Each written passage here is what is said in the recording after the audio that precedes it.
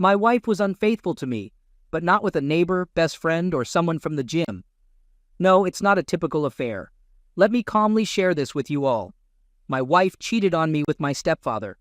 I loved my mother until her last day. She was my everything. We always supported each other in our projects, at least until her passing 3 years ago, leaving a huge void in my heart that I thought I could fill with my wife, Melissa. However, my mother had one pseudo-negative side. She didn't fully appreciate her husband, Richard. You see, Richard is my stepfather. They married about 10 years ago, and I must admit he wasn't a bad father figure. He taught me how to drive and calculate taxes. I start with the positive to ease into the next revelation. Melissa's behavior became a bit strange. I reminisced a lot about my mom, and according to Melissa, there were whole days when I seemed depressed. Coping with such a loss isn't easy, and I don't think I can be blamed.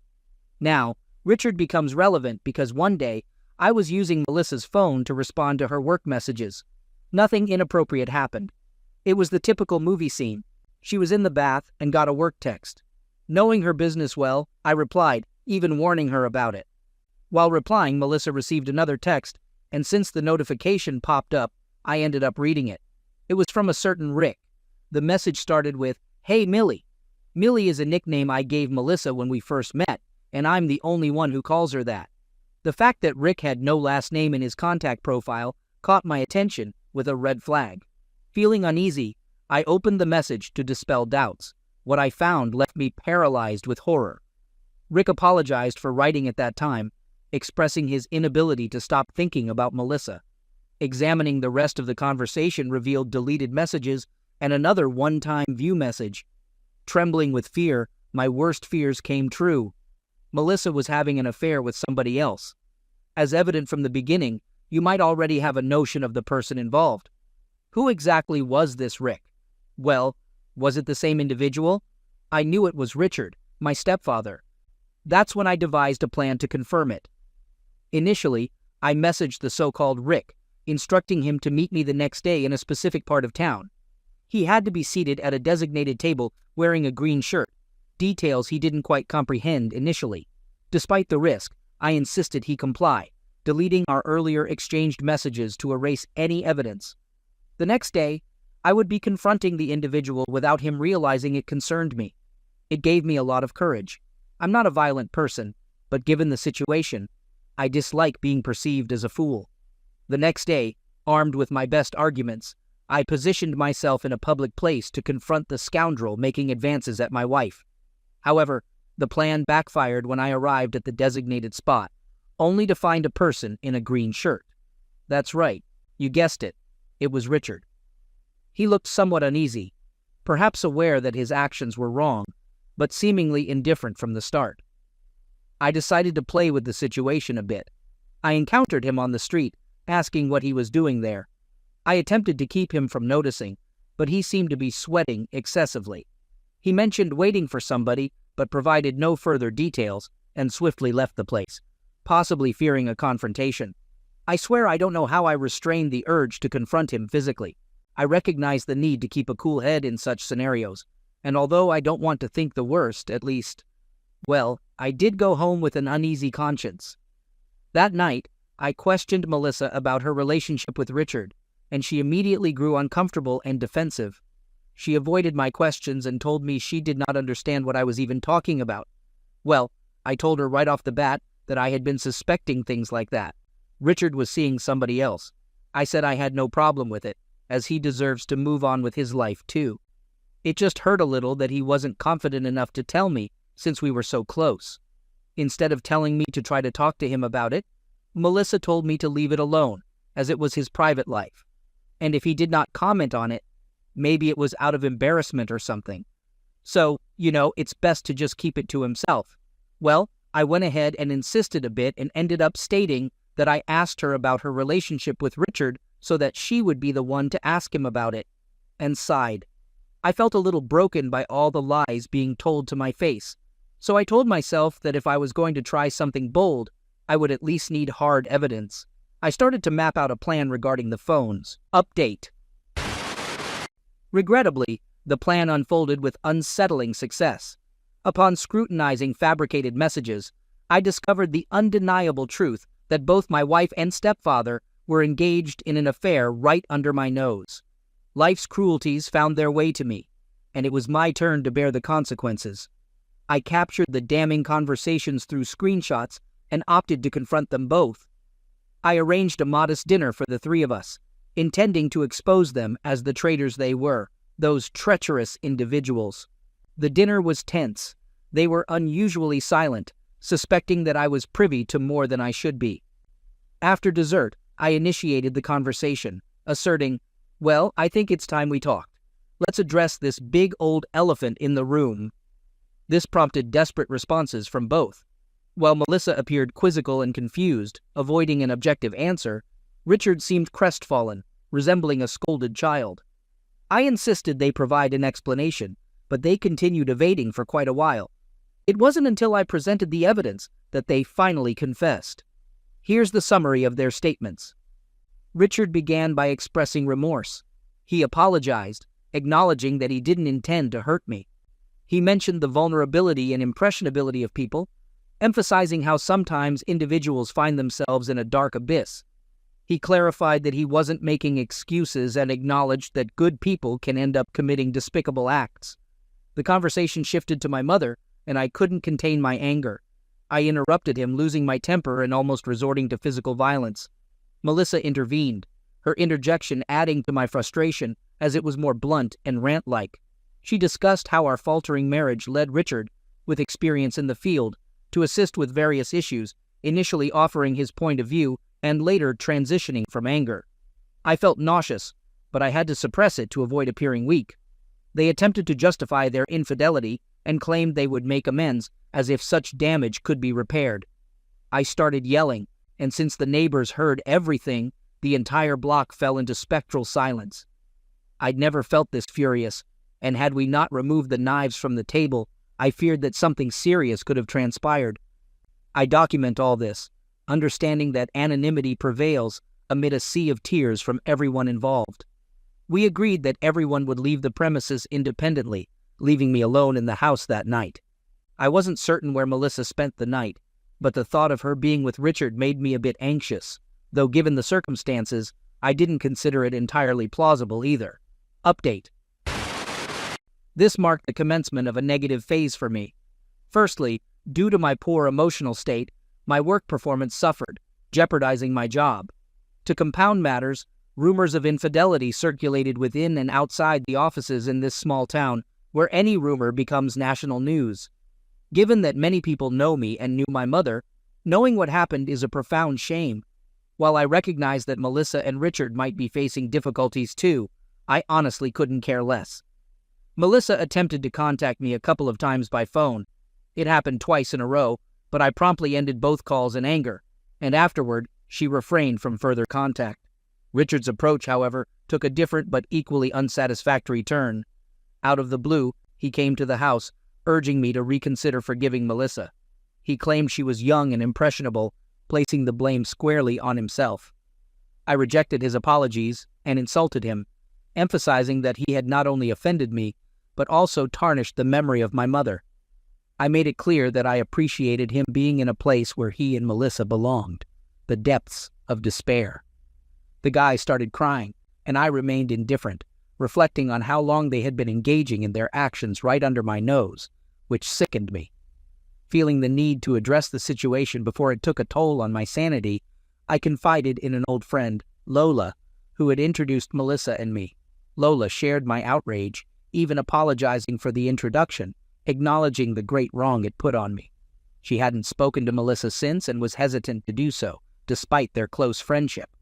However, she asked a rather curious question about shared assets within the marriage. We hadn't signed prenuptial agreements, a decision that seemed less than smart in hindsight, especially since Melissa initially suggested signing them.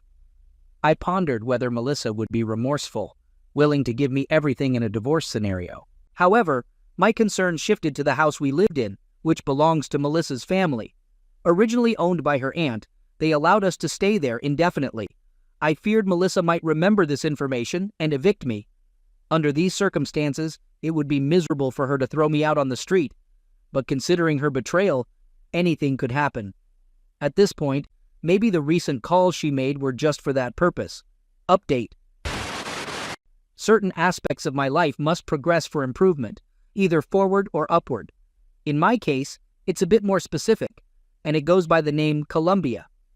I arrived in Colombia a few months ago, and before delving into my experiences in the country, I want to explain why I made such a radical decision. Remember the situation with my ex-wife and stepfather? Well, following that, a little less than a year ago, I sank into a profound depression, the worst I had ever witnessed in my life. There were moments when I contemplated the most dreadful fate, self-damage. However, with the support of my friends and my psychologist, I managed to navigate through it.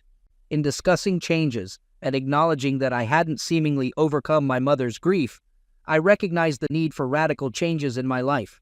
After much meditation and a bit of introspection, I felt that establishing a new residence in the city would be counterproductive. As I mentioned, the town was pleasant but small, where everyone knows each other. So, I was encouraged to move to another city, and I did. I stayed in a nearby city for at least a couple of months, long enough for my new job to provide some valuable contacts. Among them was a coworker who recommended an international assistance website. Initially, I didn't grasp it well, but after some research, I learned that it was the equivalent of a golden opportunity. What do I mean? Well, it's a platform where people from various parts of the world can work in different countries, immersing themselves in diverse cultures and customs while remaining productive. Initially, the idea seemed somewhat whimsical, but gradually, it caught my attention. There were several places I considered: Russia, Australia, Egypt, Brazil, Romania. However, in the end, I chose Colombia. Latin America was a region rich in culture, often referred to as our neighbors to the south, as my mother used to say. Her influence, having lived there for a year in her youth, significantly impacted my decision. She described it as one of the most beautiful experiences of her life. So, why not? Alongside my job in the new city, I secured an online position that allowed me to work more flexibly from anywhere. I might as well keep working as long as I have a laptop and an internet connection. Consequently, I decided to take a significant leap and make the necessary arrangements to move to Colombia. To afford it, I sold many of my belongings and rid myself of almost everything from my marriage. Everything that belonged to me from that chapter in my life was able to leave through the metaphorical big door. I opted to stay out of the public eye for a few weeks, cutting off all contacts and ignoring communication from both Melissa and Richard, who persistently called or texted. I'm uncertain if ghosting is considered good practice, but in my case, it was the healthiest thing I could resort to without going insane. Eventually, the calls ceased, though occasionally I would receive a missed call from them. The ironic part is that it always involved a long-distance communication issue. They never agreed to show up at the door of my residence, though I doubt I would have opened it anyway. And that's how I headed to Colombia. I felt a sense of loss for my previous job, but I also considered that venturing to a place so far away, with different customs, and even a distinct national language, could bring positive changes with numerous possibilities at hand. I was a new man, ready to conquer the world. I just needed to be introduced to that world, and if only they knew that I coped quite well with the language issue. Thanks to my mother and my school Spanish classes, I managed to get through them, receiving only passing grades in all my reports. Of course, I had to refine my language skills, but within a few months, I was proficient enough to place orders at the grocery store. The job I secured involved being an assistant in a law firm, handling calls and redirecting cases. Although initially challenging due to the language barrier, it would become more bearable with the guidance of my superiors and the recurring conversation patterns. Update. I was highly preoccupied during my time in Colombia, establishing a new life. However, there are always lingering ghosts from the past. Despite thinking I had moved on from my ex-wife and stepfather, they resurfaced. Interestingly, an old friend informed me that Melissa, currently entangled in several economic conflicts, is spreading rumors that her husband abandoned her penniless abroad, living a luxurious life without fulfilling her rightful support. Contrary to her claims, we never finalized the divorce. Legally, we remain connected. She asserts I ignore her calls, portraying her destitution as the result of her supposedly wicked husband. In reality, I had nothing to do with her departure, before she caused herself more damage. Surprisingly, she has embraced a more radical religious path, becoming evangelical or something similar. From what I understand, she's one of those religious individuals who criticize others while believing they're saints despite their past transgressions. She's just one of those people who believe repentance absolves them of past misdeeds, and goes further, pretending to humiliate me for her wrongs and my personal growth. What does she even get to pretend? That I should take care of her and provide everything she needs after all the damage she's done? I'm sorry, but I'm not that naive. My friend informed me that she even claimed I insulted and offended her about various personal matters. My friends countered by telling others that Melissa is fabricating lies to tarnish my reputation for something she did. All of this infuriates me.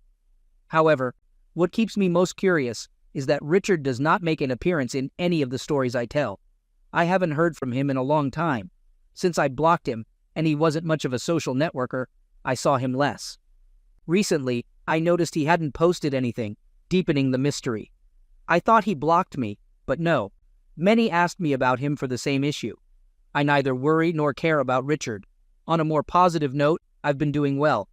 Initially working as a legal firm assistant, I faced challenges and ended up working at a supermarket with a demanding schedule. While the pay was good initially, the workload became overwhelming. Eventually, I climbed the corporate ladder, even becoming a branch manager, surprising many due to my short time there. Currently, I maintain a manageable schedule, allowing me time for personal pursuits on weekends. I've met a couple of girls, dated, and embraced the single life in Colombia. Despite not making significant progress in Thatrilionagard, my social interactions remain casual. Overcoming my mother's issues is delicate, and though I feel I fell short, I strive daily to make her proud from a distance. Update. The world is a collection of coincidences, and I find myself confronted with the news of Richard's passing. It has been 3 years since our conflict unfolded, and just yesterday, I was reflecting on it in my writing. Today, a friend informed me that Richard was discovered dead in Greece. Apparently, he embarked on a personal journey, having relocated to the area long ago, adopting a lifestyle akin to mine and dedicating himself to the sea. I won't pass judgment because, as I mentioned, he followed a path similar to mine. However, I can't help but find it somewhat amusing. I acknowledge that, post-conflict, he severed ties with Melissa, leaving her abandoned as well. Rumors are circulating that Melissa is not only unfaithful, but also actively sabotaging the lives of men she's involved with, predicting that anyone connected to her will end up out of the country. From a certain perspective, it sounds almost comical, but that's not the focal point now. Yes, Richard has passed away, and his burial is scheduled for tomorrow. Some of his family members express a desire for me to attend, but they don't fully grasp my decision if I choose not to. They know me quite well, understanding it's not my place. Despite his significant faults, he was a regular person like any of us. While I don't forgive him for his actions, I can't regard everything as settled with his departure from this world. In therapy sessions, there was extensive discussion about resentment and revenge. I transitioned from harboring active hatred for these individuals to adopting a more permissive stance. I mean, it's not worth getting overly angry about it. Although Melissa's negative comments behind my back resonate with me, every story reaches a satisfying conclusion eventually. With regards to Richard's relatives, I offered my condolences and wished them success in their endeavors. They reciprocated the same for me, expressing apologies that seemed misplaced as they weren't the ones directly involved in the actions or responsible for making amends in the first place. Update. Having some free time now, after the ordeal I went through, I can finally sit down and narrate the events leading to its conclusion. First, I'll explain my absence, as my lawyer advised against revealing part of this situation until the trial concluded. And now, with the verdict delivered, I can share it all. To hell with Melissa. She is the most despicable, vile, manipulative, and conflictive being I've ever encountered. She achieved the impossible, making me wish her well to hell. In essence, all our past relationships ended with her becoming my biggest enemy after the concluded trial. Let me delve into more detail since, as I mentioned, I now have the time after 2 long months. Finally, the victor gets to tell the story. After Richard's pass away, Almost all the assets he owned became Melissa's, as per his will made years ago. Amid his frenzy of spoiling Melissa during our relationship behind my back, Richard had this peculiar inclination, quote, to be part of her life in ways unknown to me, like giving her gifts or accompanying her on errands, always under the excuse of spending time with his daughter-in-law, who, during that time, audaciously put Melissa in his will. And guess what? He gave her all the assets, feeling it would be a help to her regardless of our marriage's outcome. A man's mind in the throes of passion can be a confused and erratic space. The affair began when I found out about the division of these assets, informed by one of Richard's nephews about everything that would be Melissa's property. Truth be told, Richard had quite a few things to his credit. I'm talking about cars, a couple of houses, an apartment, and even a farm outside the state. We all agreed she did not deserve it. Moreover, I was told that Richard himself had regretted his will, but let time go by during his stay in Greece, never thinking of amending it. Everyone said what he had left would be mine, and it bothered me that Melissa would just take it all. But something interesting would change everything. In the same way Richard allowed the modification of his will, not having signed the divorce with Melissa would, in theory, make the holder of 50% of his property. That's when I consulted my lawyer. I won't say his name. I'll just say he is perhaps one of the people I fear most for his intelligence. A divorce and marital dispute lawyer, one of the sharpest and shrewdest, with an almost 100% success rate. That's when I initiated a joint property settlement by marriage. Later, I learned Melissa sought my lawyer but couldn't afford him. He's not cheap, but I decided to invest my savings for a more secure outcome. That's when I learned something depressing. Melissa got into this new religion for financial convenience, doing terribly in her decision-making and fighting tooth and nail to claim everything in Richard's will. While I could have a solid basis regarding the assets, for it was clearly stipulated that she would own the whole thing, my lawyer appealed to one little detail: infidelity. Due to a violation of the marital agreement and the absence of signed prenups, there had to be an equitable distribution of assets. So we took care of that to prevent Melissa from having a chance to win. You should have seen her face when they gave the verdict. She was red as a tomato and almost regretful of everything she did. It's been a few weeks now, and the results shocked me by how grim it was. Melissa lost everything in the blink of an eye. How? No idea. My lawyer said it was amazing how someone could handle her newfound fortune so poorly, and I feel like I dodged a bullet by separating from her. Of course, the divorce was discussed right after the split, meaning she could no longer argue for my part of the deal. I admit my time in Colombia was amazing, but returning with heavy pockets is a more rewarding experience. No one speaks to Melissa nowadays, and her religious friends only speak to her out of politeness, leaving me with the moral satisfaction that eventually karma will exist for those who damaged you. Second story. Allow me to share my tale. I'm Emery, and I fell in love with Lila during our teenage years. We tied the knot at the age of 20, eagerly anticipating the beginning of our life together. However, a sense of incompleteness always lingered. I had forsaken college to work and support my young wife, yet the unfulfilled dream of completing my degree persisted in my thoughts. Determined to address this, I opted to return to school part-time and accomplish what I had started. The joy of discovering we were expecting a child added a new dimension to our lives. With impending parenthood, the pressure to complete my degree intensified. I aspired to provide the best possible future for our family. Max, our son, entered the world just as I commenced my final year of college. The schedule was demanding, working as a store stocker from 3 a.m. to 7 a.m., followed by a full-time administrative job at the police department from 8 a.m. to 5 p.m. Tuesdays involved classes from 5:30 p.m. to 10 p.m., and Saturdays from 8 a.m. to 2 p.m. It was challenging, but I remained resolute to make it succeed. Lila, employed as a nurse's aide at a local hospital, worked from 8 a.m. to 3 p.m. Fortunately, my mother lived a mere 10-minute drive away from our jobs and school, ensuring that Max was in good hands. Though a strenuous period, we provided unwavering support to each other throughout. Update. Over the preceding weekend, Lila and I clashed intensely. She was dissatisfied that I refused to take a break from studying to spend time with her and our son. Ongoing criticism of my work and school commitments had strained our relationship.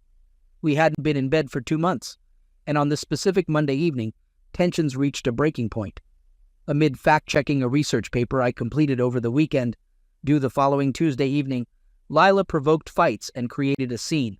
Frustrated, I told her to shut up and quit acting like a child. Her unexpected response stunned me. Looking me in the eye, she declared, "I hate you, and I'm in love with someone else." In complete shock, we argued for hours until Lila finally admitted the truth. She had been emotionally involved with a janitor at the hospital where she worked as a nurse's aide. Unbelievably, what began innocently with compliments and lunch dates in the cafeteria escalated quickly. She was bad-mouthing me and even kissing this guy behind my back. This revelation shattered me. My world crumbled, and I couldn't comprehend how the woman I loved betrayed me in such a way. I felt like my entire life was a lie. Deciding to leave, I returned to the living room with my suitcase, walked past her without a word. Despite her taunts and questions like, "Running back to mommy?" I set the suitcase in the driveway, went back inside and fetched her purse. Holding it out to her, I instructed her to leave. Stunned, she refused. So I gently picked her up, threw her over my shoulder, and carried her outside to the hood of the car. She was too shocked to resist as I went back inside, locked the door, and held the deadbolt firmly. Despite her attempts to re-enter, she eventually left to stay at her parents' place, informing them of our separation without revealing the real reason. That night felt endless, and I had to inform both my jobs of a family emergency, resulting in my absence the next day. Exhaustion overcame me, and I eventually drifted off to sleep. Update. I woke up at 7 this morning, my mind already consumed with thoughts of minimizing contact with Lila, my soon-to-be ex-wife. The situation between us had been escalating, and I knew I needed to act swiftly before things got messier. I called my mother to ask if she could watch our son for the day, but she sounded worried, questioning why the boy wasn't with us already. After dropping off my son at my mother's, I went directly to the office of a lawyer friend of my family, Mr. Douglas. Having known him well and trusted him since he went to school with my father, I explained the situation and asked for his help in filing for divorce as soon as possible. Mr. Douglas patiently listened and suggested I take some time to think it over, but I was resolute. I wanted to complete the divorce papers that day. He agreed to help, assuring they would be ready by day's end. I promised to pick them up and file them with the clerk's office myself. Leaving the office, a sense of relief washed over me. Finally, I was taking control of my life and making the decisions I needed to make. I knew the road ahead wouldn't be easy, but I was determined to see it through. I went to work, returned home, showered, and had breakfast with my son and sister. Later that day, Lila called, seeking arrangements to see our son. She was angry and confrontational, insisting on taking our son for the weekend. I refused, suggesting we meet on Sunday at a local park. Lila hung up on me. Heading to work at the police department, I couldn't shake the unease from my conversation with Lila. I decided to take action, going to the clerk's office to file for divorce. Later that day, a coworker informed me the papers were ready to be served to Lila at her workplace. I called a deputy I knew and asked him to serve the papers to Lila at work, and he agreed to do so the next day. Lila returned to work after our phone call, and her janitor chatted with her throughout the day. They couldn't have lunch or meet that evening because he claimed he had to attend something with one of his kids. Lila, under the impression he was divorced with 3 children, went to her parents' house after work. Later that night, she called me 3 times, but I hung up each time I realized it was her calling. One day around noon, Mr. Douglas entered the nurse's station and asked for Lila. When she came forward, he loudly declared, "Mrs. Lila, you are being sued for divorce due to infidelity." Shocked, Lila fell to the ground, and the hall supervisor, Alex, rushed to her aid. Lila was engulfed by a wave of shame and guilt as the gravity of her actions dawned on her. She understood that Emery would never forgive her, unable to fathom how she had allowed it all to unfold. Mr. Douglas lifted her into a chair, and despite Alex's attempts to calm her, it took a while for her to regain composure. My wife, nearing the end of her shift, received a call to meet the hospital administrator in her office, leaving her terrified, fearing her outburst had been reported. Upon entering the administrator's office, the door abruptly slammed shut, and she was promptly fired. Imagine the look on her face. Priceless! They instructed her not to return to the property. I guess she won't be mixing business with pleasure anymore, huh? To add to it, her final paycheck would be mailed to her. As it turned out, someone had witnessed the affair in the parking lot and reported it. The news of the divorce papers had circulated around the hospital, leading to the janitor being fired and escorted off the property an hour earlier. The scandal's news spread like wildfire within the hospital, leaving my wife feeling as if everyone knew. She left the hospital, heading straight to her parents' house, revealing only our separation without providing details. I sat at the dinner table with my son, savoring a tranquil evening at home. Reflecting on the day's events, I couldn't help but feel a sense of satisfaction. The deputy had informed me of my wife's infidelity and her subsequent firing from the hospital. I must admit, hearing about the janitor's termination was also quite satisfying, given his involvement in the scandal. Suddenly, there was a knock at the door, interrupting my thoughts. I got up to answer it, greeted by a heavily pregnant woman struggling to stand. She sought my wife Lila, but I informed her that Lila no longer lived with me. Confirming I was Lila's husband and had served her with divorce papers earlier that day, the woman, the janitor's wife, explained the hospital incident. Horrified by the details of my wife's affair and the undisclosed house, I wished I could have taken action against him. She asked me where Lila was, and I told her she was with her parents. After assuring me she only wanted to talk to Lila and reveal the truth, she asked for directions to Lila's parents' house. Before leaving, the woman also complimented me on my parenting skills, acknowledging me as a wonderful father to my son still at the table. Watching her leave, I couldn't help but feel a sense of sadness and betrayal. However, as a man, I knew I had to be strong for my son and move forward with the divorce. Update. It transpired that my wife, Lila, was entangled in a disturbing game orchestrated by the janitor and his associates. They maintained a tally, aiming to bed as many married women as possible within a mere 90 days. Lila became the janitor's third conquest, and shockingly, he engaged with a fourth woman on the same night he had an encounter with one of his children. I was repulsed and infuriated by what I had learned. The house mentioned was, in reality, a rented space where these men took the women they were involved with. When the janitor's wife discovered the truth, he returned home under the influence, tearfully confessing in an attempt to reconcile. Lila was astonished upon learning about it, and the janitor's wife confronted her, recounting how she witnessed me caring for our son alone because Lila was acting selfish and foolish. Lila lost control, breaking into tears, while the janitor's wife walked away, leaving her in a catatonic state. My in-laws checked on her after hearing the car depart. She was practically unresponsive. They brought her inside, contemplating whether to take her to the emergency room when she began to speak incoherently. My father-in-law suspected she might be on some form of stimulant. My father-in-law, a good man hurt by the entire situation, couldn't fathom his daughter cheating on her husband. Conversely, my mother-in-law, as always, placed blame on me for the entire ordeal. I couldn't tolerate my mother-in-law and was relieved to be free of her. It was a challenging circumstance, but as a man, I recognized the need to care for my son and move beyond this chaos. I experienced hurt and anger, yet I also felt a sense of relief in finally uncovering the truth. It marked the beginning of my journey to healing from the betrayal inflicted upon me. Update. Later that day, Lila's father called to update me, expressing concern that she remained unresponsive, neglecting personal care, and raising safety fears. Shockingly, he had the audacity to suggest I visit her. Seriously? I couldn't care less about her. After her betrayal, cheating, and shattering of my trust, I couldn't muster an ounce of sympathy. She created her problems, and now she can deal with them. Without a second thought, I rejected his plea. I had no interest in seeing her or getting entangled in her mess. Good riddance. I advised Lila's father to seek help for her and assured him that I'd permit her to see our son once she pulled herself together. It was a tough decision, but I recognized the need to prioritize my son's well-being over Lila's at that point.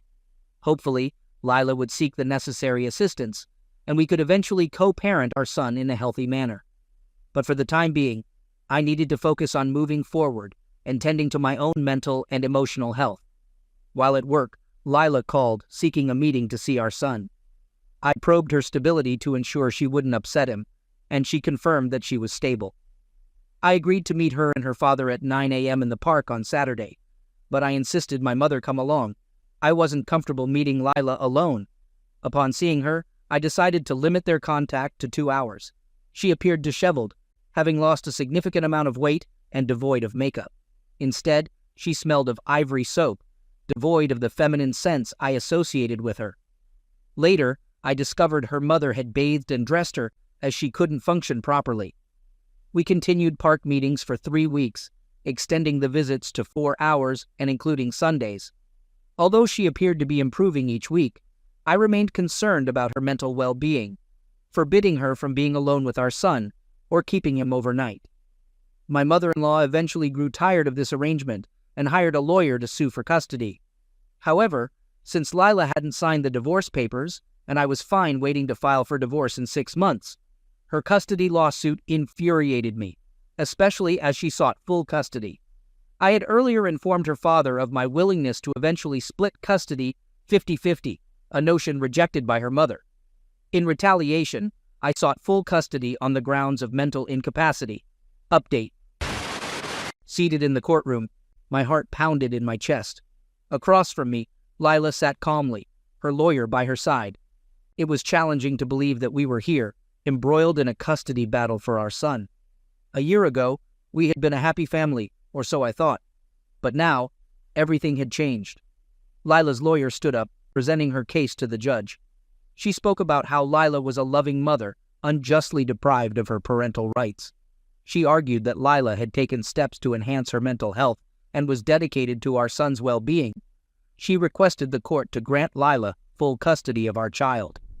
My lawyer rose to counter her arguments, informing the judge of my serious concerns about Lila's mental stability. He presented evidence suggesting she was still grappling with her condition and might not be fit for full-time care of our child. He asked the court to grant me full custody. The judge listened to both sides and then called for a recess to consider his decision. I left the courtroom, feeling overwhelmed and anxious. Leaning against the wall, attempting to calm myself, Lila's father approached. A source of support since the divorce, I was grateful for his presence. He expressed his concern about the situation and informed me that Lila was making progress with therapy and medication. Apparently, she was genuinely committed to getting better. Feeling uncertain, I admitted my dilemma, stating my desire for what's best for our son, while expressing a lack of trust in Lila's ability to care for him independently. Lila's father understood my concerns and suggested working out a joint custody arrangement so that our son could have both parents in his life. After a moment's consideration, I agreed to the idea. Returning to the courtroom, the judge granted joint custody to both Lila and me, with the condition that Lila continue her mental health treatment. Exiting the courtroom, a sense of relief washed over me. I knew it wouldn't be easy, but I was willing to try and make it work for the sake of my son. Looking up at the sky, I whispered a silent prayer, hoping that things would improve from this point onward. Update. Lila approached me with a proposition, the idea that we should reconcile and move back in together to try and mend our relationship. As I stood there, gazing at Lila in disbelief, she continued to present her case, attempting to justify her actions and persuade me to take her back. However, her words failed to resonate with me. I could sense anger welling up inside, ready to erupt like a volcano.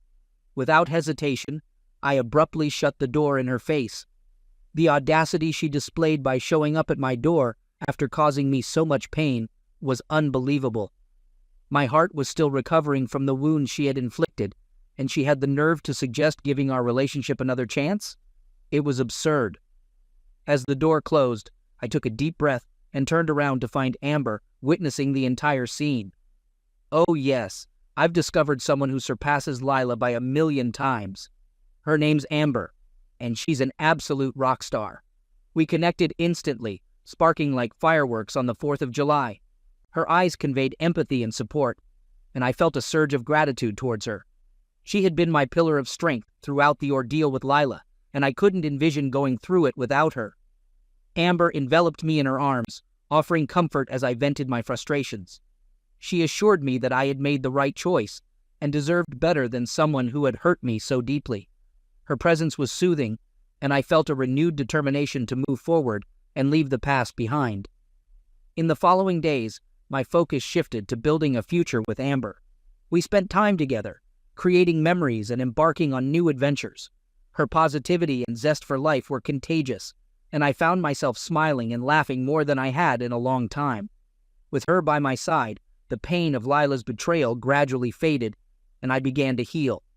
Meanwhile, Lila persisted in attempting to reach out to me, but my decision was firm. I had severed ties with her toxic drama and empty promises. She remained a distant memory, a lesson learned, and a chapter closed in my life. With Amber, I was moving forward. Life was too short to dwell on the past, and I was determined to make the most of every moment with the woman who had captured my heart. With Amber, I had discovered true happiness, and I was prepared to embrace the incredible future that awaited. Cheers!